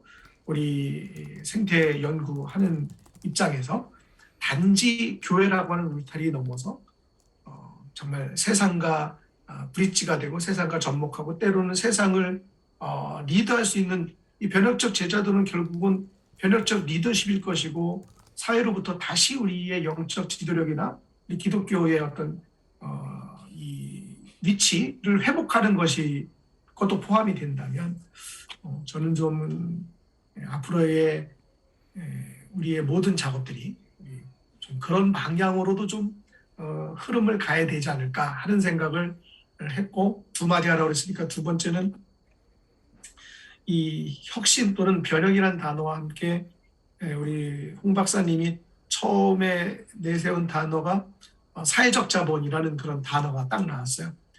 그것도 마찬가지로 이 사회적 자본을 뭐 이제 몇 개의 요소를 얘기하지만 첫 번째 요소를 신뢰라고 한단 말이에요. 그랬을 때 우리의 선교적이고 목회적이고 신학적인 작업들이 결국은 사회가 인정하는 사회적 자본이 됐느냐, 우리가 사회에서 신뢰를 잃었다, 뭐 얻었다, 회복하자 했을 때 그 신뢰가 결국은 우리의 선교적인, 목회적인, 신학적인 모든 작업들의 총체, 총량 모든 것들이 결국은 사회로부터 자본으로 인식되어야 되는데, 사회적 자본. 그게 이제 교회를 향한 신뢰거든요. 근데 우리는 우리끼리는 막 축적을 했는데 그게 별로 사회에는 연결이 되지 않았다. 그래서 이제 아까 논문에는 이제 공공성이란 단어나 이제 공적 책임 이런 말로 나왔는데, 이제 그렇게 연결되는 것이 우리 안에 필요하고, 이미 일반 사회에서는 사회적 자본이라는 이 개념이 우리 교회보다 훨씬 더 광범위하게 받아들이고 있기 때문에 이제라도 우리가 소위 말하는 이 목회적, 선교적, 신학적 작업을 일반 사회가 우리의 유산이고 자산이고 우리의 자본이야라고 느낄 수 있게끔 해야 되는 게 우리들의 과업이 아닐까, 이런 생각을 해봤습니다. 네. 민 목사님의 어떤 코멘트에 대해서 전적으로 공감하면서 제가 그냥 제 주장은 아니고 설명만 잠깐 한다면, 이 트랜스포머티브 디사이플십이라는 용어는 2010년부터 등장하거든요. 그러니까 부산 총회를 앞두고 이제 새로운 선교 문서를 만들어가는 작업 가운데 개념으로 등장을 하고, 그게 부산 총회를 거쳐서 아루샤까지 가게 되는 거예요. 그게 이제 내부의 용어인데, 근데 사실은 메리 보이스라고 하는 기독교 교육학자가 디사이플십 앤 시티즌십이라고 하는 용어를 써가면서 그 책이 나오고 한국에도 소개가 많이 됐는데 그게 30년 전입니다. 그러니까 이미 이게 교회 안에서 쓰는 디사이플십이 결국에 시민사회 안에서 시티즌십으로 확대돼야 된다고 하는 결론이 이미 나와 있었는데도 불구하고 그것을 우리가 적극적으로 활용하지 못한 측면이 있고, 다행히 이제 우리 민 목사님 같은 분이 계셔서 그게 용어를, 우리만 아는 용어를 써서는 안 되고 세상이 알아듣고 공감할 수 있는 단어의 선택과 설명이 곁들여질 때야만 이게 공감대가 되지, 뭐 30년 전에 이 단어가 있었다, 2010년부터 이 단어를 썼다, 그건 하나도 중요한 것 같지는 않아요. 그래서 우리가 민 목사, 출판 문화 얘기했을 때, 성경의 네. 번역 출판했을 때 우리끼리는 대단한 거라고 생각하지만 출판 문화계에서는 우리가 스스로 문을 닫았고, 그들은 우리의 이 성경의 보급이 한글적이에 대단한 적에 있다는 거를 우리가 스스로 차단했기도 했고, 그들이 모르는 거와 똑같은 30년 전이든 10년 전에 우리가 이런 단어를 썼어도, 그래서 저는 이제 이런 생각을 하는 거예요. 우리 이제 이런 저작물들이 박사학위 논문을 책으로 좀 낼 때, 박사학위는 박사학위지만 그거를 일반인들도 이렇게 받아들일 수 있는 걸로 조금 리뉴얼을 해서 이렇게 우리가 생산해낸 30년 전, 10년 전에 이미 생산을 했고 어떻게 보면 일반 사회가 우리가 쓰는 용어들을 그들이 인용을 하고 막 받아내고 계속 재생산을 해줄 수 있듯이 하는 그런 저작 작업이 좀 필요하지 않은가. 지금까지 우리가 박사학위 받으면 그냥 이렇게 소장 용어로 사인해서 주는 거 외에는 잘 없었고 이제 교수나 할 사람들이나 뭐 이제 책을 조르게 되는데 우리는 좀 그런 걸 의도적으로 좀 할 필요가 있다. 우리가 좀 책을 잘 골라서 또는 논문 전체든 뭐 마치 와인을 브랜딩하듯이 그렇게 해서 이게 일반인들도 기독교가 생산한 단어이지만 충분히 친근감을 느끼고 그래서 언젠가는 그거예요. 우리가 30년 전, 10년 전에 이 단어를 썼을 때 일반 그 학자들이 우리의 신학자들이 목사들이 써낸 책에서 근거를 인용을 해내는 그런 것이 되면 좀 더 우리의 그런 작업들이 신뢰를 얻지 않을까 그런 좀 생각이 들었어요. 그거는 이 대목은 민대용 목사님이 조금 레스판스 할 수 있는 부분인 것 같은데. 아니 계속 이제 민 목사를 부르시니까 전 줄 알고 계속 이러고 있었는데 어떻게 민 목사님은 대동학렬이 아니신 거죠? 대동학렬이 아니신 거죠? 저는 동자 돌림이에요. 아 동이에요? 네. 그러니까 근데 원래 끝이 동이 그러니까 끝이 동자 돌림이신 거죠? 네. 아, 네네. 내 위로 내 밑으로 병경기. 이거 민씨 집안 얘기가 맞습니다. 30대 손이신 것 같은데. 네. 저는 지혜 공부하고. 네. 일단 민대홍 목사님 말씀하시면 되겠네. 뭐야? 저는 공공신학 얘기가 나올 때 사실 조금 불편한 감들이 많이 있어요. 왜냐하면 이 미국식 공공신학이 한국에 이식되는 과정에서 그냥 미국 신학을 답습하는 형태로 있으면 이게 전혀 우리 사회에 공감이 안 되거든요. 뭐 예를 들면 미국 사회에서 변혁적 제자도, 시민직 이런 걸 얘기하면 일반 학자들도 다 이해하고, 그러니까 기독교가 백그라운드인 그 사회이기 때문에 이런 것들이 서로 소통이 가능한데 한국도 똑같은 개념을 갖고 접근을 하면 세상 사람들이 다 외면하는 거죠. 특히 이제 교회 역사 공부하다 보면 그게 더 진하게 나타나는데 일반 역사하는 사람들이 한국 기독교사나 세계 기독교사를 쳐다도 보지 않는 이유가 분명히 있거든요. 그러니까 물론 한국 기독교사가 한국 사회에 굉장히 중요한 부분을 차지하고 있지만 그거 보지 않고도 할 이야기, 우리 사회에 의미 있는 담론 얼마든지 만들어낼 수 있기 때문에 굳이 기독교를 하지 않아도 된다는 거예요. 근데 우리의 언어를 일반 시민 사회도 알아들을 수 있도록 이렇게 하는 게 얼마만큼 기여를 할까 싶은 걱정이 좀 있습니다.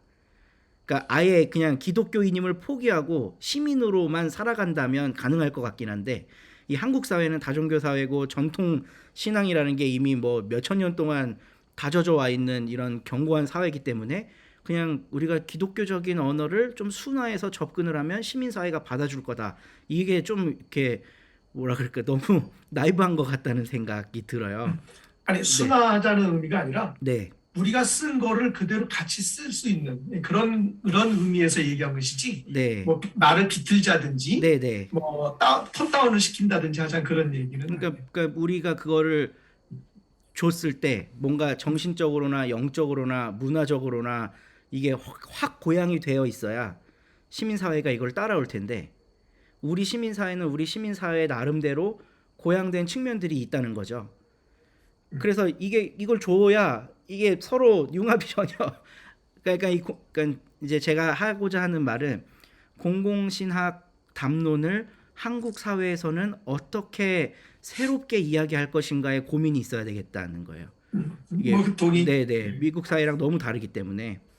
근데 지금 뭐 보수 기독교도 그렇지만 미국 기독교들이 그러니까 뭐 예를 들면 남부에 있는 아주 보수 꼴통 기독교가 가지고 있는 몇 가지 키워드들을 갖고 한국에서도 정치 활동하잖아요.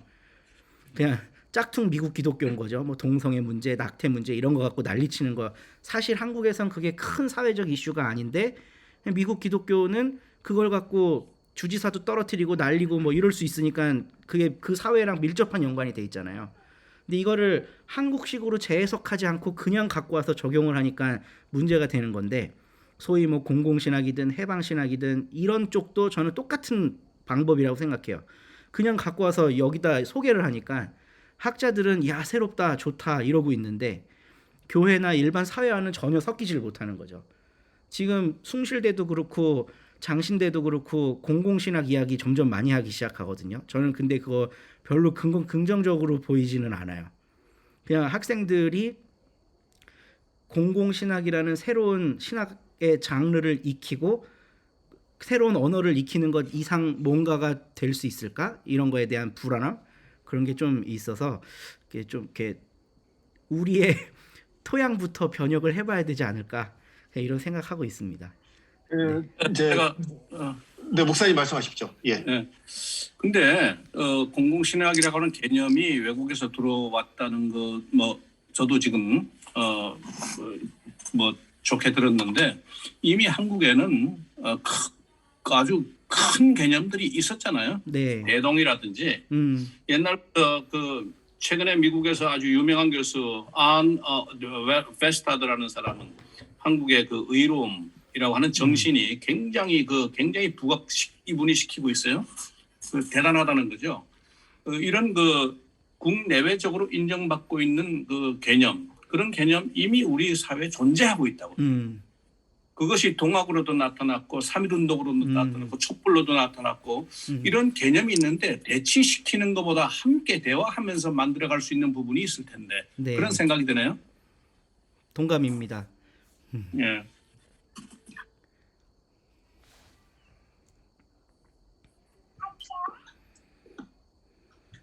네, 들어오고 계시네요. 지금 아직 몇 분이 다 나오셨네요. 네, 네. Recording in progress. 고생하셨습니다. 혹시요, 다 같이 이제 이야기를 나누시면서 우리 모듬에서는 어떤 이야기를 나눴는데 이것만큼은 꼭 나누어야겠다라는 생각이 드시는 분이 계시면 자유롭게 이야기를 해주시되 한 분이 이야기를 너무 길게 하시면 안 되기 때문에 제가 모래시계를 이게 2분 30초 정도의 모래시계거든요. 요거 들고 요거 다 떨어질 때까지만 발언 기회를 드리도록 하겠습니다.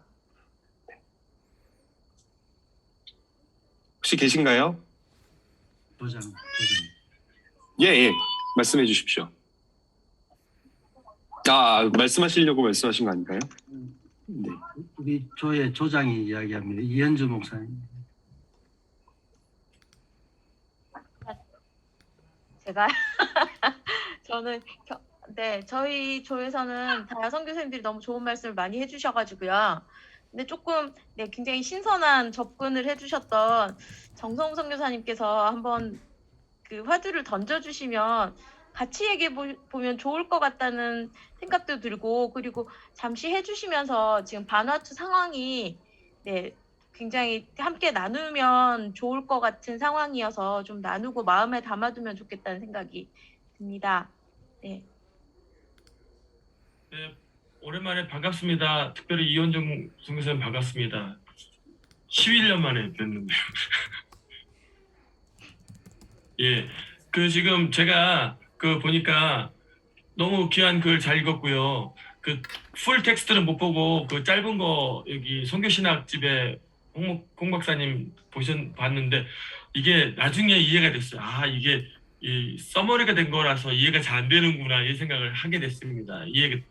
그래서 나중에 풀 텍스트를 더 좀 잘 읽어봐야겠다. 근데 제가 잘 이해가 안 됐던 건 뭐였냐면은 물음표를 쳐놓았던 게 356페이지에 보면은, 그러니까 제가 지금 살고 있는 것이 변두리잖아요. 그러니까 변두리로부터 이렇게 좀 새로운 힘을 가져서 주변부에서 이렇게 하자는 건데 변두리에는 힘이 없습니다. 변두리에서 뭐 기대할 수 있는 게 사실은 없다는 생각이 들었어요. 여기는 뭐 아무것도 없거든요. 제자화를 된 적이 없습니다. 사실은 텍스트도 없고 아무것도 없기 때문에 그런 게 사실 저희들 어려움이 있고요. 사실 어제 지금 바누아투는 지역 감염이 발생해가지고 지금 난리가 났습니다. 그래서 정부가 여당 야당 싸우느라고 뉴스에 이렇게 노티스를 안 할 정도고, 북섬 가는 길에 다 코코넛 트리를 이렇게 다 블럭해가지고 못 오게 막은 상황이거든요. 그래서 지금 한국이 이제 여유 있잖아요. 저희는 이제 난리가 나가지고 과연 교회가 뭐 할 수 있는 게 있을까? 여기는 이단이 줘도 땡큐, 교회가 줘도 땡큐 이런 상황이기 때문에 과연 이 변혁을 할 수 있을까? 그리고 저한테는 스스로가 너무 부끄러운 거예요. 이게 내가 변혁하지 못했기 때문에 그런 생각이 들었습니다.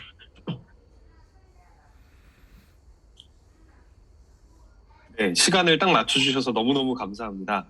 혹시 다른 조에서도 또 한 분 제가 지목해도 괜찮은 없으시면 제가 지목하고 딱 10초만 기다려 드리겠습니다.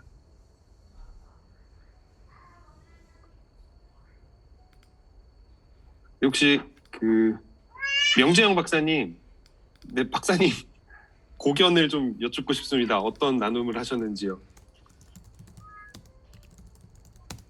우리는 저보다 임규일 목사님이 많이 나누셨는데, 예. 그래서 임규일 목사님 하시는 게 좋을 것 같은데요. 임규일 목사님 괜찮으세요?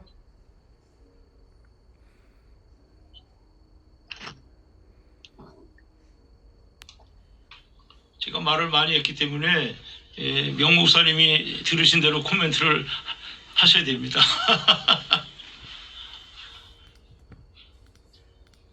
네, 그러면은 아무래도 명재영 박사님 한번 좀 살짝 모임에서 나눴던 내용들 정리해 주시면 너무 감사하겠습니다. 제가 제 나름대로 생각이 있었는데 제가 질문 받으면서 확 날아갔거든요. 일단 제가 했던 질문 중에 하나는 이 성경적 증거에 대해서 좀 궁금했습니다. 이 변혁적 제자도에 대한 이 성경적 계시가 무엇인가? 근데 이 부분은 나중에 책으로 낼 때 좀 더 이렇게 자세히 설명을 하겠다 하셨고, 저는 이 변혁적 제자도 할 때 변혁이라는 그 주체가 세상에 대한 것을 뜻하는가 했더니 필자의 직접적인 설명은 제자도에 대한 새로운 이해 맞습니까? 예, 그런 이해였던 것 같고요. 그래서 변혁에 대한 변혁이 자기를 향하는 것인지 세상을 향하는 것인지 하여튼 그 이해가 먼저 좀 우선이 좀 더 명확하게 소개가 되면 더 좋지 않을까, 책으로 구할 때. 예. 그거에 대해서 잠깐 제가 보충해서 예. 코멘트를 드리면, 제가 변혁이라고 하는 부분들을 이야기할 때 내가 변하고 그다음에 교회가 변하고 그걸 토대로 세상을 변혁시켜 나가야 된다라고 하는 것입니다. 그러니까 여기서 제가 빠져버리면 안 되는 거죠. 그러니까 개인과 교회가 변혁이 됨으로 인해서 함께, 그러니까 그러면서 세상을 변혁시켜 나가야 되는, 그것이 돼야 되는 겁니다. 여기서 제가 이제 이야기하는 변혁이라고 하는 것은 말씀드린 대로 개인과 교회가 변혁이 되어야 된다라는 부분들을 말씀을 드리겠습니다. 감사합니다. 이현주 목사님, 네, 혹시 하시고 싶은 말씀 있으신지요? 저는 죄송해요. 제가 지금 목이 아파가지고 아이고 죄송합니다. 네, 말을 잘 못하고 있긴 한데 제가 딱히 드릴 말씀은 모르는 게 너무 많다라는 생각을 하고 있고요. 홍 목사님 그래도 잘 정리해 주시고 목사님이 생각하시는 변혁적 제자도를 방대한 양으로 풀어주셔서, 그리고 이전에 이런 개념들을 가지고 있던 학자들을 꼼꼼히 잘 정리해서 소개해 주신 부분들이 있어서 감사합니다. 네, 그리고 제가 논문을 아직 꼼꼼히 잘 읽어보지 않아서 꼭 다시 한번 열어서 꼼꼼히 읽어보는 시간을 가져야 되겠다고 생각합니다. 수고 많이 하셨고요. 너무너무 감사합니다. 네, 감사합니다. 저도 한 말씀을 드리자면 스스로 모래시계를 들고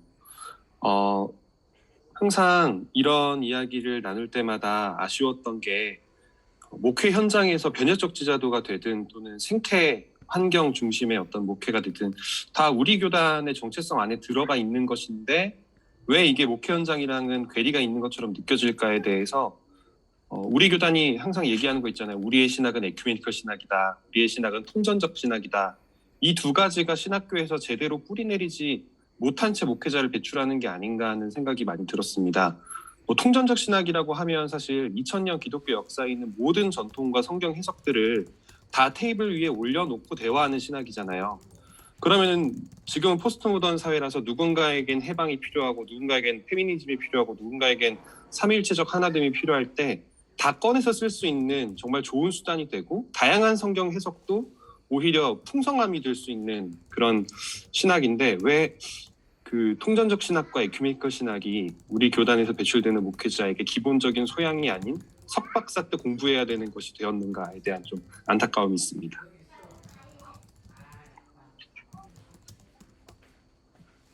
혹시 윤재경 목사님 한 말씀 좀 부탁드려도 괜찮을까요?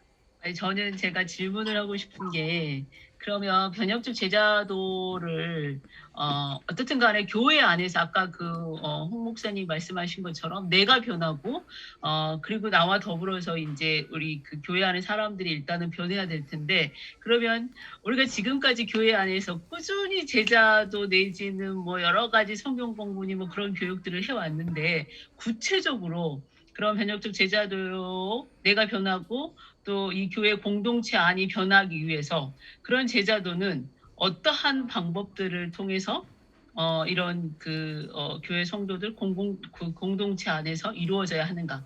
그러면 그 방법들이 뭐 설교라든가 아니면 교육이라든가 뭐 그런 여러 가지 부분들이 있는데 솔직히 말하면 제가 지금 앞으로 쓰고자 하는 그 논문이 한국교회가 성장 위주의 설교를 함으로 인하여서 교회를 이렇게 망쳐놨다라고 가장 큰 주범은 저는 목회자라고 생각을 하거든요. 잘못되게 가르침으로 인하여서 우리 교회 안에 공공 수업부터 시작해서 공동체 의식 뭐 등등 그런 모든 부분들이 제대로 바르게 서지 못해서 우리가 지금 교회가 사회적으로 지탄을 받고 있다고 생각을 하거든요. 그렇다면 변혁적 제자도가 말하고 있는 그 자체를 저는 이제 설교를 통하여서 교회 성도들 일단은 우리가 설교를 통하여서 우리의 의식이 변화되어야 되고 우리가 참다운 복음의 진리를 알고 그 안에 생해 나가야 된다고 생각을 하는데 그래서 그 제자도는 어떤 형태로 구체적으로 교회 안에서 이룰 수 있는가 어떠한 방법 저는 그게 좀 궁금합니다.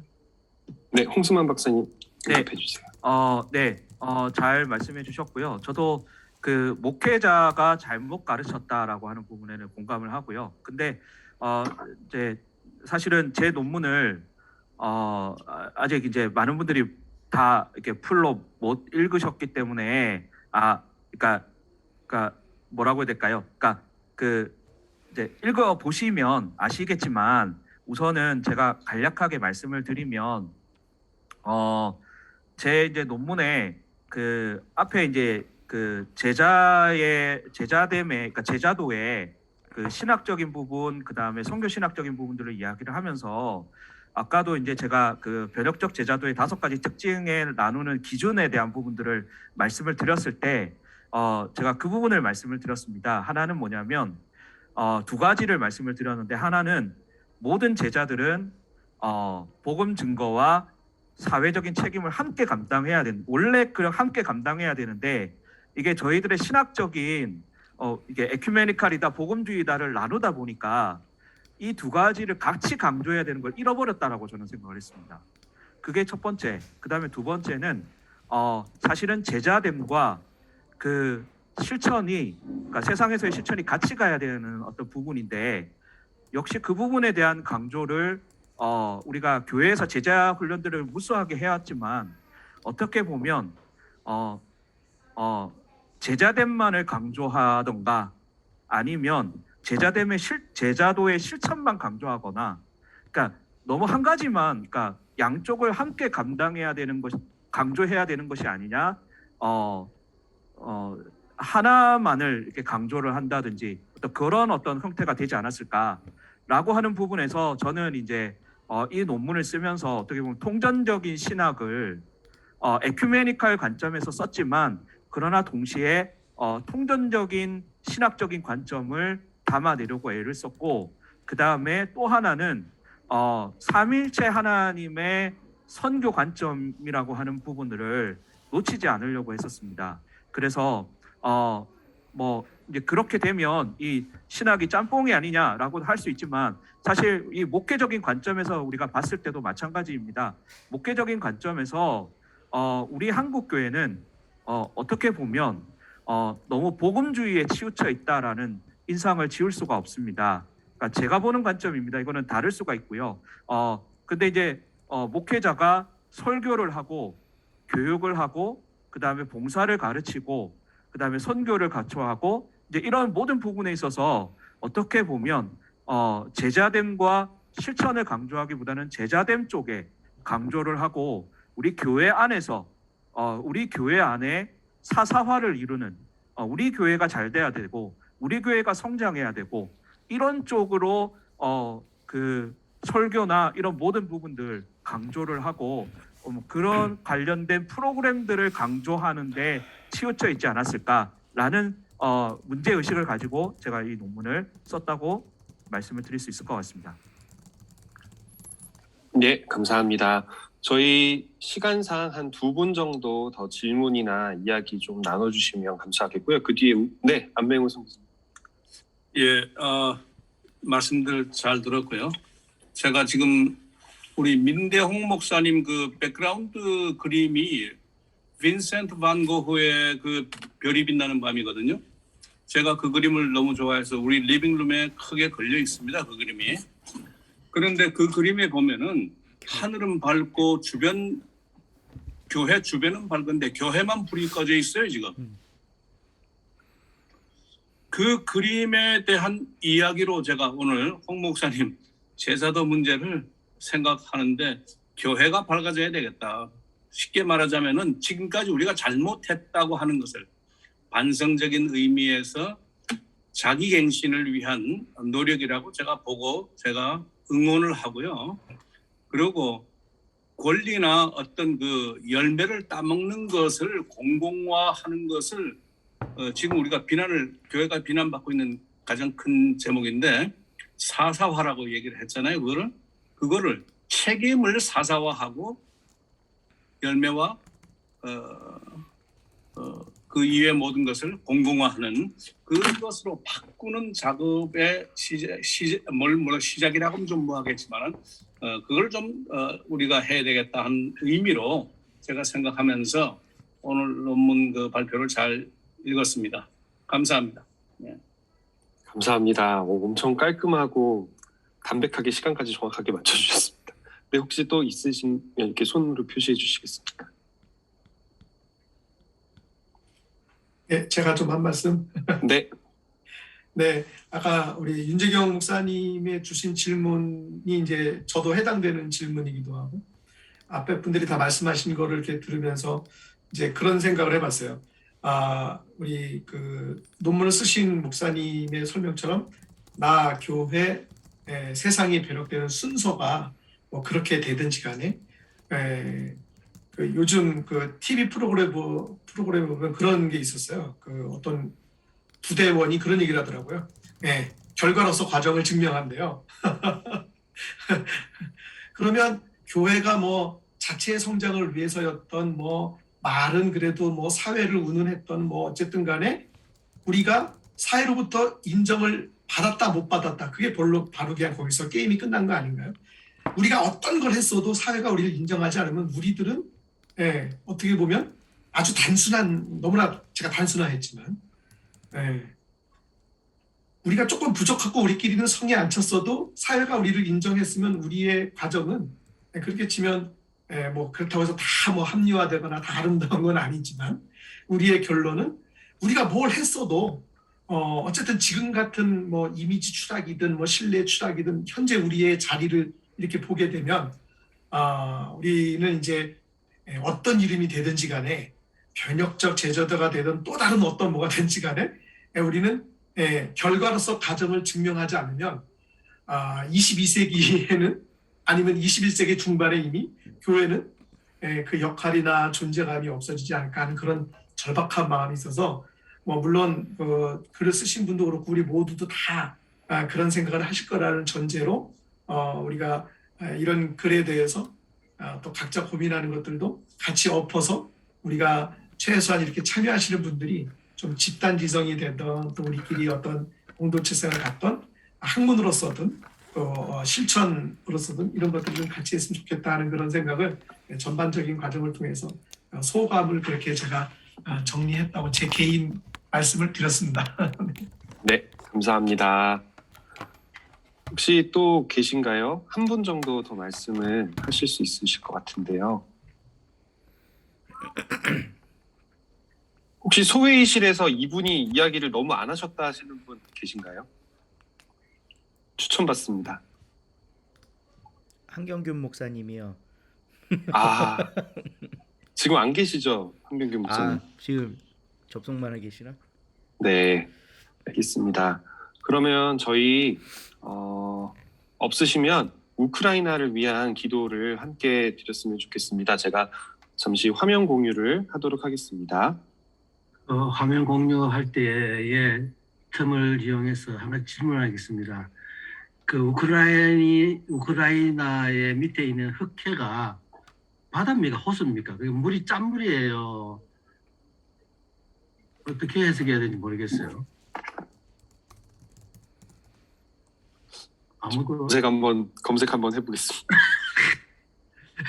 이게 보니까 다 막혀 있는데 바다는 아닌 것 같은데 이게 호수 같으면 이게 짠물인지 그냥 우리 강물처럼 그냥 우리 동네에 있는 호수처럼 그런 물인지를 모르겠어요. 민물고기가 있는지. 제가 아는 짧은 Recording 지식은 stopped. 그 터키의 이스탄불 옆에 있는 보스포러스 해협으로 지중해랑 연결돼 있고요. 그 지중해가 스웨즈 운하랑 그 반대쪽 갑자기 이래 생각했네. 아무튼 대서양이랑 연결돼 있잖아요. 그래서 흑해에도 염분이 있는 바다로 알고 있기는 한데 이렇게 바다 맞는 것 같아요. 바다 맞아요. 네. 네, 지금 검색해 보니까 염도가 구글 있다. 치니까 바다로 나와 있어요. 짠물은 아래쪽에 많이 집중돼 있고요. 위로 올라갈수록 덜 짜진답니다. 감사합니다. 네, 저 그러면은 화면 공유를 하도록 하겠습니다.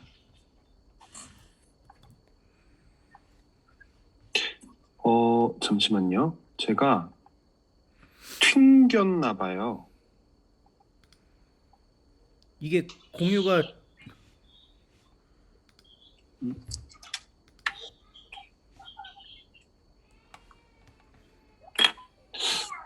잠시만 기다려 주시면 감사하겠습니다. 호스트를 잃으셨다는 얘기인가요? 네. 혹시 괜찮으시면 제가 네. 공유해도 될까요? 예. 그렇게 해주시면 감사하겠습니다.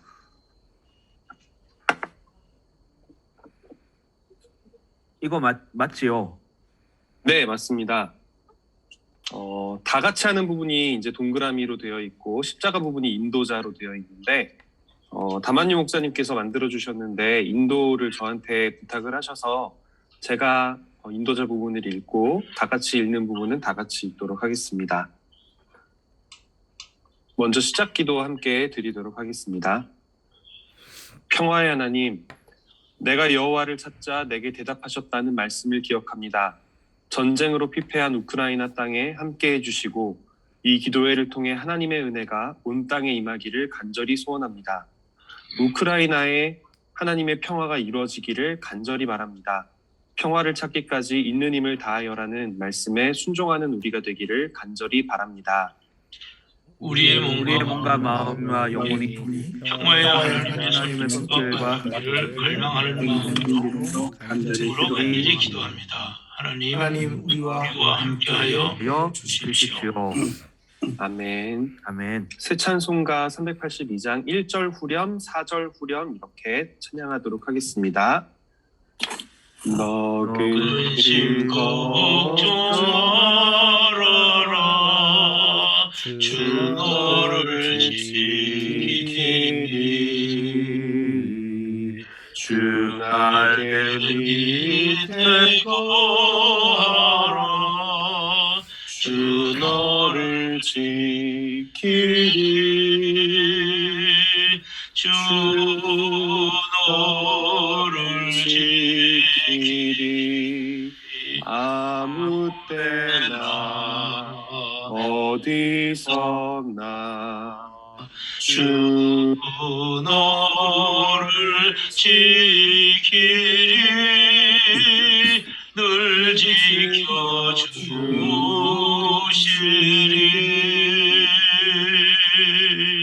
어려운 시험 당해도 주 너를 지키리 구주 인도하라. 주 너를 지키리. 주 너를 지키리. 아무 때나 어디서나 주 너를 지키리. 늘 지켜 주시리. 아멘. 전쟁 반대와 평화를 위한 기도를 드리겠습니다. 만물의 창조주이시며 역사를 주관하시는 하나님, 우리의 마음과 뜻을 모아 전 세계의 평화를 위하여 기도드립니다.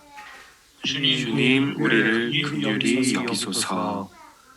주님, 전쟁은 비극의 시작이며 반인륜적이고 반생명적인 폭력인 것과 정의롭거나 선한 전쟁은 없으며 필연적으로 희생과 반목을 낳고 인간의 존엄을 앗아간다는 것을 기억합니다.